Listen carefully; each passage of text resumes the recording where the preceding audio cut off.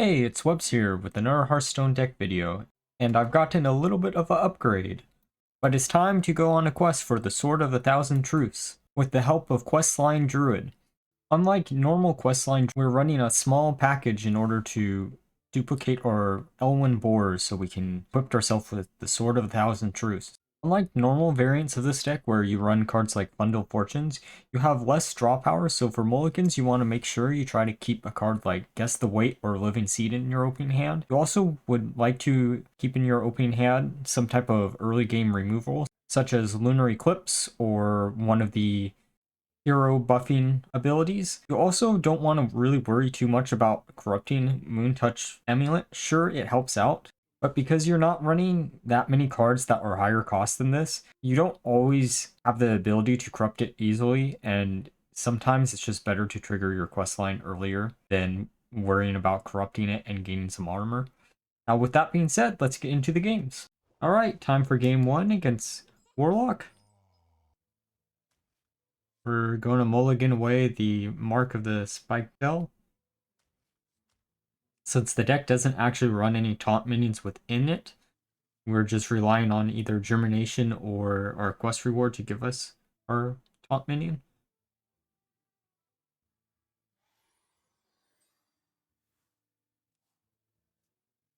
This probably should be Questline Warlock, and it is.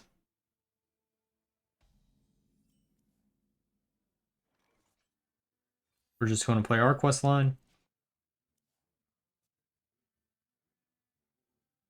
Our opening hand doesn't look too terrible if we delay some of our plays for later in the game.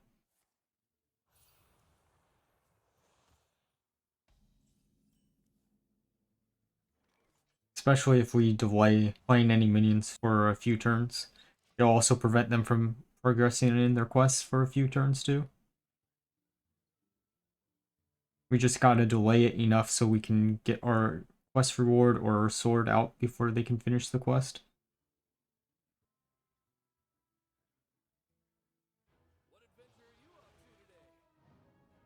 That's an odd card to include in questline. I guess it heals you up once you get yourself low, but still, kinda odd.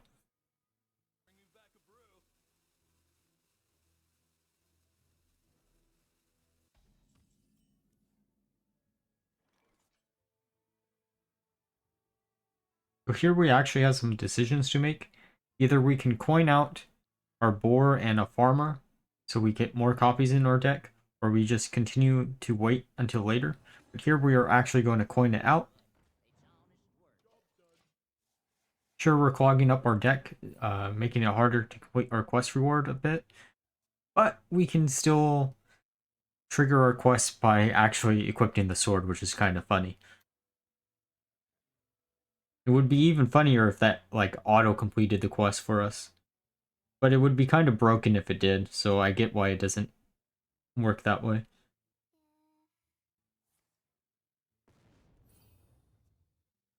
Playing a backfire, filling up their hand a bit.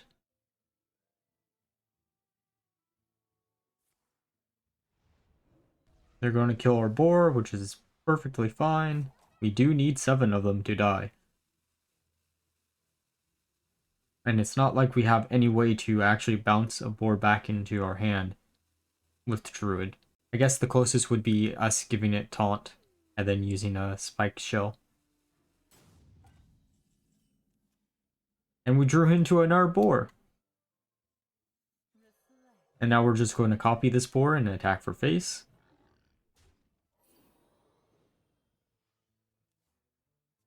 We could, in theory, have waited so we could play both oracles and the boar on the same turn, but that's just waiting too long and being too greedy.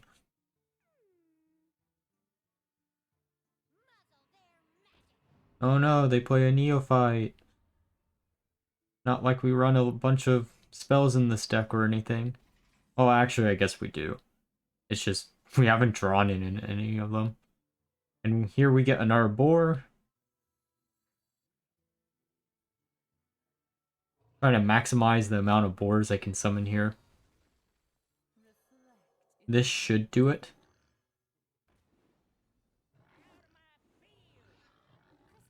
This board would actually be quite frightening even if we weren't trying to kill 7 boars, as it is a full board of 3 threes.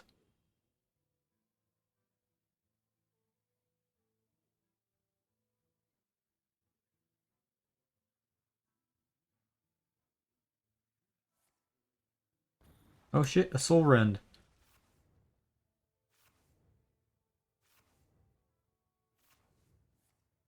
On one hand, I'm glad that they're milling most of the cards in their deck, but on the other hand, that just gets them closer to winning through fatigue if they ever complete their quest. And here we can draw a beast with our living seed, and we draw into another boar.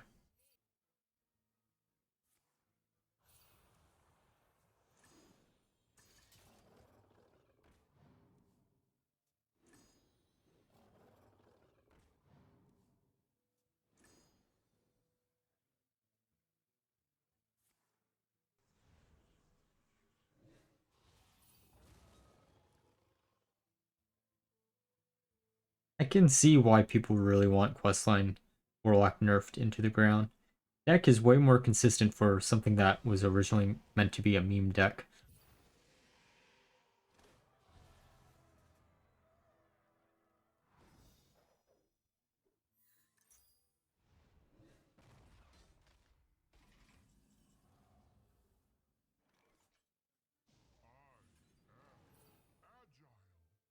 Here we'll draw another card off of our quest.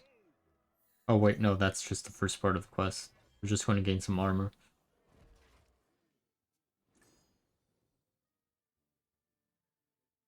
I'm keeping the boar in hand because I want to be able to kill the boar on the same exact turn I play the boar. Because who knows? Questline Warlock is notorious for running some tradable cards, including Viper, and I don't want that to be destroyed. All that hard work for nothing would suck. And I've definitely had experience with that happening before in a previous board deck.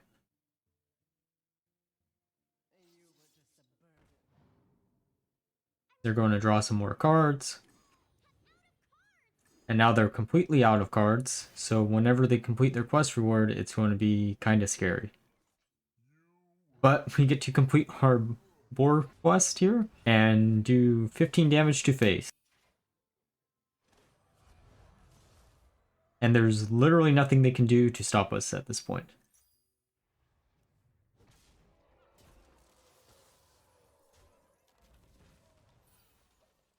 I could have hero powered and they'd be at 1 HP, but that's still fine.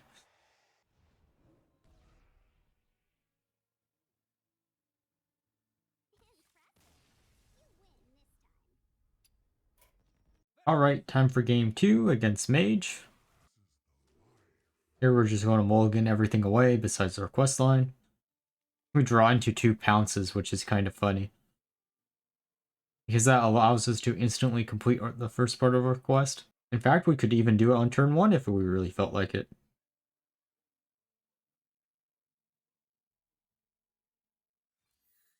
Just going to play the quest line.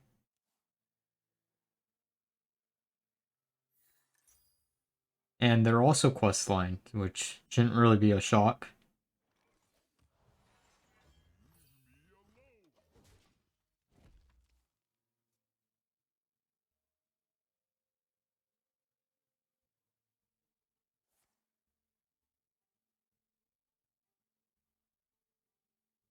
You're going to play a Primordial Studies, which is fine. We can just use a pounce to kill the minion next turn. Boy, they're really trying to complete their quest. Oh, I guess they're going to just kill their minion. I guess in a match like this, normally you would actually want to do something like that as quest line, because most druids aren't going to actually run any minions in their quest line deck, besides Orc Panther.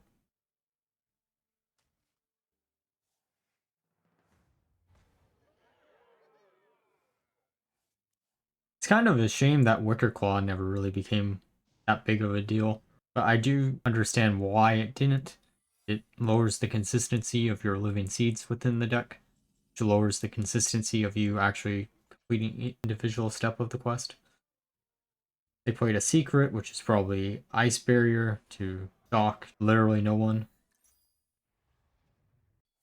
Grabbing a Living Seed, and it is Ice Barrier.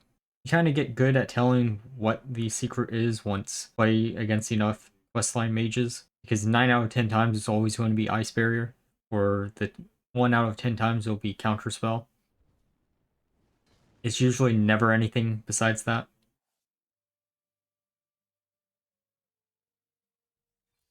Gonna use Living Seed to draw a Boar,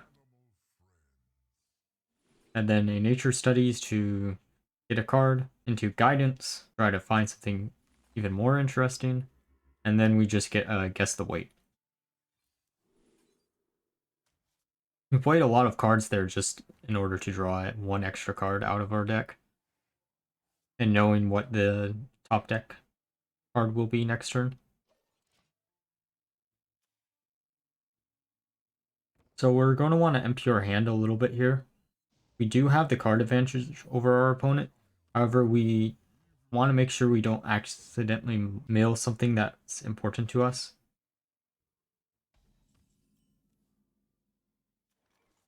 Here we get a farmer, and we should be able to combo off with our boars and the farmer and our oracle.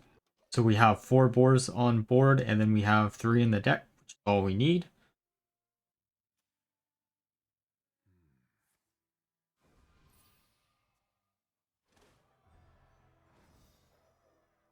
They're going to complete the second step of their quest line.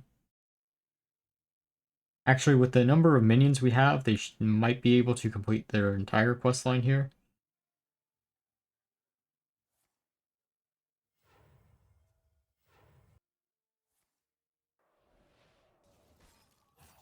Too bad we don't run something like Mutanus in order to steal out of their hand. And they're going to complete their quest line right here, which is fine. It gives us a turn to be able to do anything.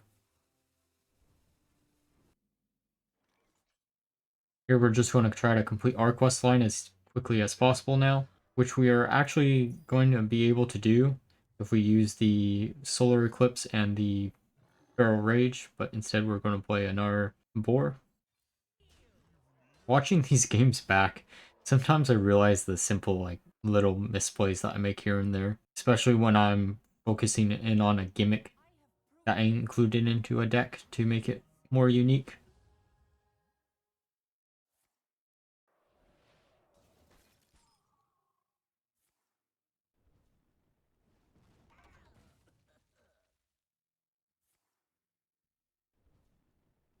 They're going to destroy most of our boars, which is honestly fine.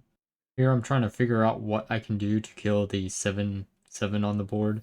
Sure, it's just a dead body at this point, but at the same time, it's going to be important to get rid of it. We're going to buff up the boar, and then attack with the broomstick, and then just kill it with our own face.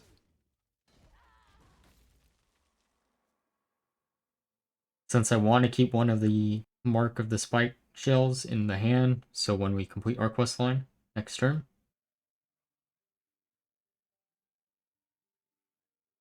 The boars always cause the opponent to have an interesting decision to make. If they don't have any way to easily defend their face, do they really want to kill the 6th or 7th boar when they know that I'm trying to get the sword out? Or would they just rather take the 3 damage each individual turn until they can cheat out enough spells to do a shit ton of damage to my face? Or play a bunch of minions in order for it not to matter anymore?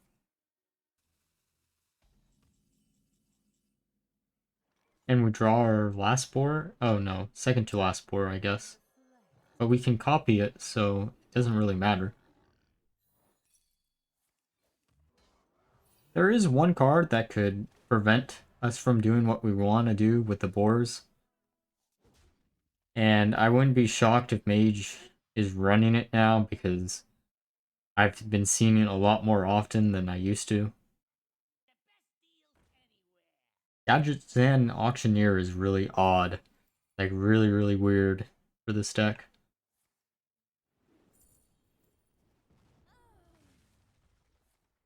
It's almost like they were running the Fire Mage variant, and then they decided to go with Auctioneer instead of the Chandeliers. I guess Fire Cell is actually a dead card right there. Here we're just going to gain another copy of Gruff. And then we can just attack face. And we've left one boar up, thus allowing us to clear out their Gadgets and Auctioneer, since that could get really tricky real quick, especially with Ignite.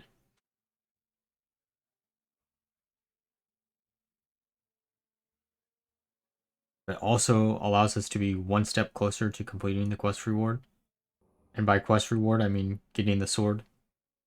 And they're going to play their first Ignite. I'm just hoping I've armored up enough in order to survive a bunch of Ignites. Wonder how many Gadgets and Auctioneers they're actually running in the deck. Because this seems like a more of a miracle style deck, where you try to draw into your Ignites as quickly as possible, then use the mana biscuits in order to draw into the Ignites. I guess it works in theory. You are running enough draw power in the deck for that to actually work. And another Boar, which does literally nothing for us. We'll just play the Guff and attack. And sadly, this puts us one off of lethal. So they did have a second Auctioneer. Interesting.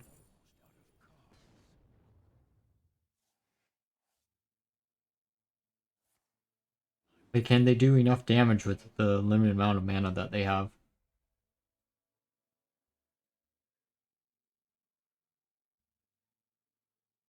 If they didn't freeze us here, we could actually win through the Boar or just face damage.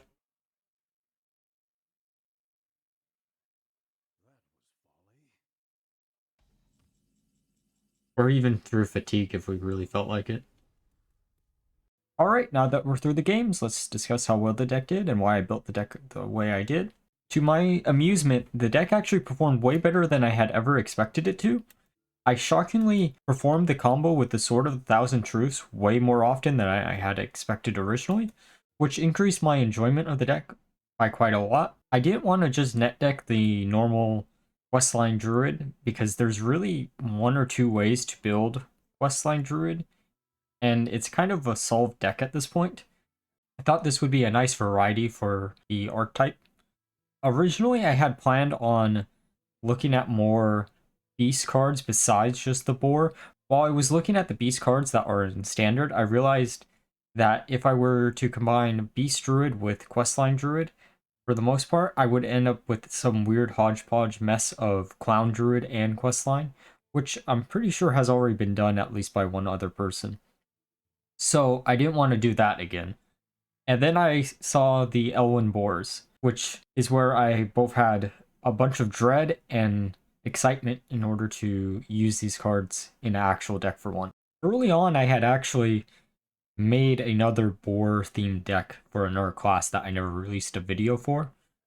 And that deck was so unfun to play and so inconsistent that I just never released the video, and then never tried to touch upon another boar deck until now. The deck had quite a bit of surprise factor for your opponent, as most Questline Druid decks do not run any minions whatsoever. So whenever you put out one or two minions, they were completely caught off guard. And this allowed you to control the board state even quicker, and allowed you to put some board presence that they weren't ready to deal with, as they usually would mulligan away any cards that would be early game removal. The card I would say which was most awkward in the deck to use, Germination. This card is fine at 1, and I should have put in a copy of Glowfly Swarm as a card instead of a second Germination, because you usually never needed a second Germination. It was cool to combo this card off with your Elwyn Boar and a copy of Mark of the Spike Shell, because it gives you another boar in your hand and another way to get enough boars killed for your Sword of a Thousand Truths. The Sword of the Thousand Truths If you ever triggered it in this deck, you just instantly won. There was no coming back for your opponent, as you destroyed all their mana crystals. Living Seed was actually a really funny card to combo off with Park Panther, as it allowed you to make Park Panther into a 2-cost unit that would duplicate itself with Oracle of Elune, thus allowing you to complete your questline even quicker. And it also allowed you to gain 6 attack for your hero, thus allowing you to do more to your opponent's face. Northshire Farmer also allowed you to duplicate your guff that you got from your quest reward, so you could then just guff for a continuous amount of turns. By the time you would complete your quest, you were drawing through most of your deck anyways, thus you had a high possibility of drawing into another guff, or you could use it to copy some boars, thus you could get the sword, and then win the game that way.